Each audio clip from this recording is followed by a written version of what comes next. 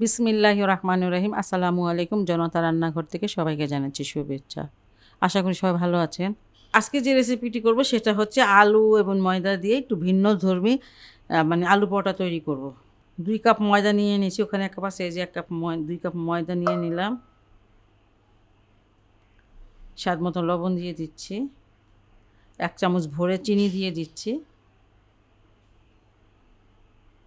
তেল দিয়ে দিলাম ১ চামচ। আর এখানে ৪ চামচে ২ চামচ ইস্ট দিয়ে দিচ্ছি।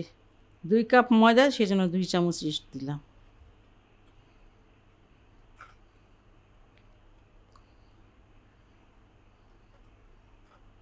সব কিছু মিশিয়ে নিলাম। আর এখন পানি দিয়ে দিয়েছি, হালকা গরম পানি।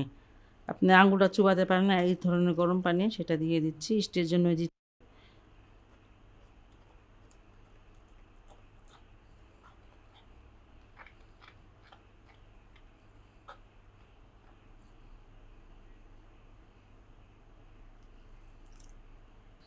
পানিটা বুঝে বুঝে অল্প করে অল্প করে দিবেন। এখানে প্রায় ১৫০ গ্রাম পানি ছিল। হাতে একটু তেল লাগিয়ে আমি এটাকে খুব ভালো করে মেখে নিয়েছি। এই যে এটা হয়ে গেছে, এটা মথা। আর এটা আমি এখন রেস্টে রেখে দেব, একটু গরম জায়গায় রেখে দেব, যেহেতু ইস্ট দিয়েছি। আধা ঘন্টার জন্য রেখে দেব।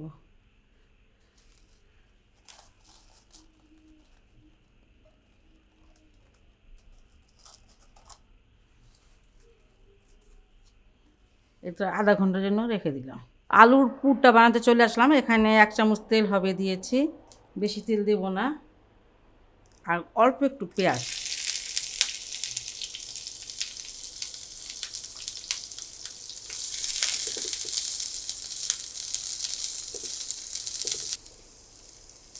পেঁয়াজটাকে ভেজে নিয়েছি।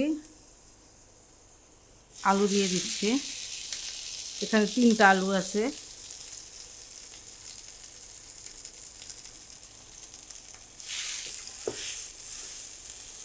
এখানে ৩টা আলু সিদ্ধ আলুটা গ্রেট করে নিয়েছি। আর হাত দিয়ে মাখিয়ে নিতে পারেন।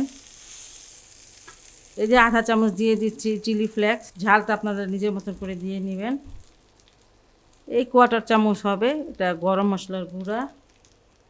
কোয়ার্টার চামচ দিয়ে দিচ্ছি ভাজা জিরার গুঁড়া। কোয়ার্টার চামচ চাট মশলা। আপনারা যদি কেউ কাঁচামরিচ দিতে চান তাহলে অবশ্যই দিতে পারেন, আমি দিব না।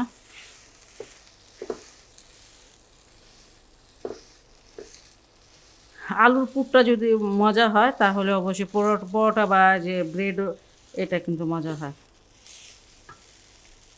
এই যে একটু স্বাদ মতো লবণ দিয়ে দিচ্ছি। চাট মশলায় অবশ্যই লবণ ছিল, এই জন্য একটু কম দিয়েছি।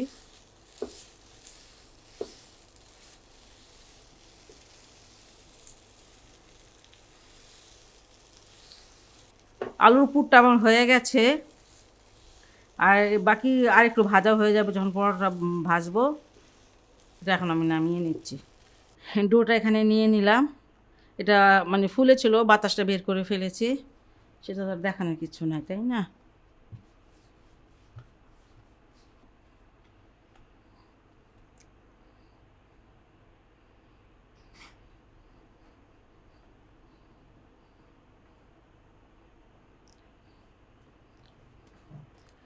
দুইটা পরোটা বানাবো, বেশ বড় সাইজের।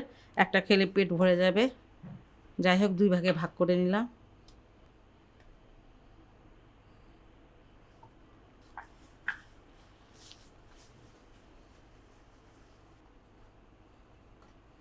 পুরটাকে দেওয়ার জন্য একটু জায়গা করে নিচ্ছি জায়গায় আমি।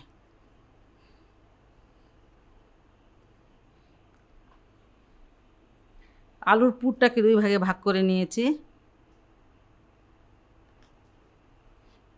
বেশ বড় সাইজের পরোটা। ইচ্ছা করলে কিন্তু ছোট করে বানাতে পারেন।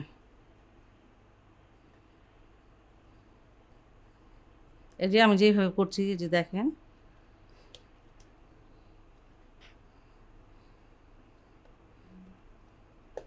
মুখটাকে খুব ভালো করে সিল করে নিতে হবে।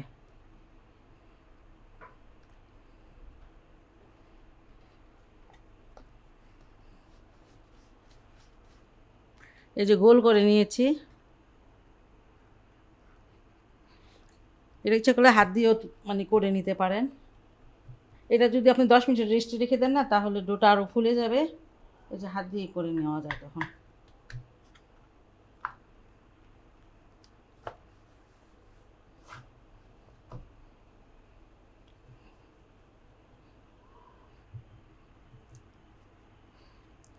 আপনারা এটা কিন্তু ওভেনও করতে পারেন। এই জিনিসটা পটাটা ওভেনে ভেজে নিতে পারেন, যাতে অনেক পটাটা ফুলে না যায়। সেজন্য আমি একটু ছিদ্র ছিদ্র করে নিচ্ছি। আছে এইভাবে এমন গুঁড়াটা কিছু নিয়ে নেবেন। তা যদি না থাকে তাহলে এই যে হাত দিয়ে করতে পারেন। এই যে হাত দিয়েও কিন্তু করা যায়, কোনো সমস্যা নাই। এই যে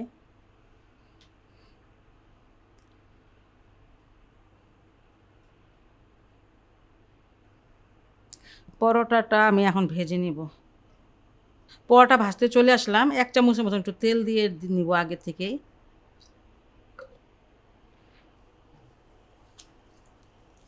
আর এখানে একটা ডিমের কুসুম নিয়ে নিয়েছি।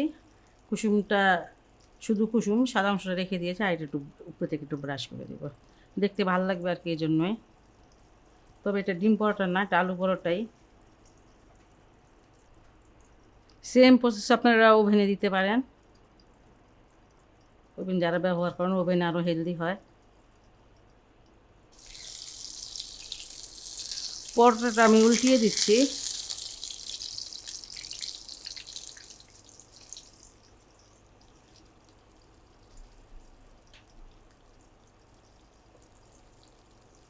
এই সেটটা আমি ঘুরিয়ে ঘুরিয়ে একটু ভেজে নিলাম।